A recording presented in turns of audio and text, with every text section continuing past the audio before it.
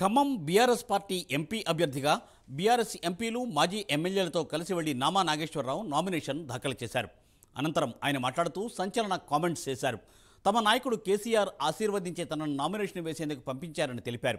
అలాగే రాష్ట్ర సమస్యలు, ప్రాజెక్టుల మీద పార్లమెంటులో కేసీఆర్ మాట్లాడించారని, మరోసారి తనను ఆశీర్వదించి పార్లమెంటుకు పంపించాలని ఆయన అభ్యర్థించారు. పార్లమెంటులో మాట్లాడేది కేవలం ఒక బీఆర్ఎస్ ఎంపీలేనని వెల్లడించారు. తెలంగాణ వచ్చాక అన్ని రంగాల్లోనూ అభివృద్ధి చేసుకున్నామని, అదేవిధంగా ఇంకా తెలంగాణకు విభజన చట్టంలో రావాల్సిన వాటిపై మాట్లాడాల్సి ఉన్నదని తెలియజేస్తూ కారు గుర్తుపై ఓటు వేసి గెలిపించాలని నామా నాగేశ్వరరావు విజ్ఞప్తి చేశారు. ఇప్పుడే నామినేషన్ వేసి మీ దగ్గరికి రావడం జరిగింది.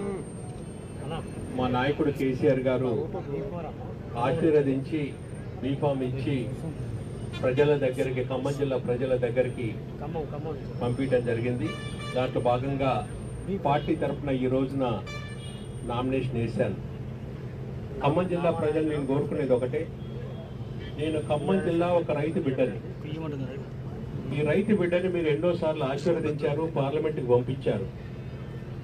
మీరు ఆశీర్వదించి పార్లమెంటుకి పంపించిన ప్రతిసారి కూడా రైతు సమస్యల మీద, బడుగు బలహీన వర్గాల సమస్యల మీద, రాష్ట్ర సమస్యల మీద, దేశ సమస్యల మీద, రాష్ట్రానికి రావాల్సినటువంటి హక్కుల మీద, రాష్ట్రానికి రావాల్సినటువంటి ప్రాజెక్టుల మీద, రాష్ట్రానికి రావాల్సినటువంటి నిధుల మీద,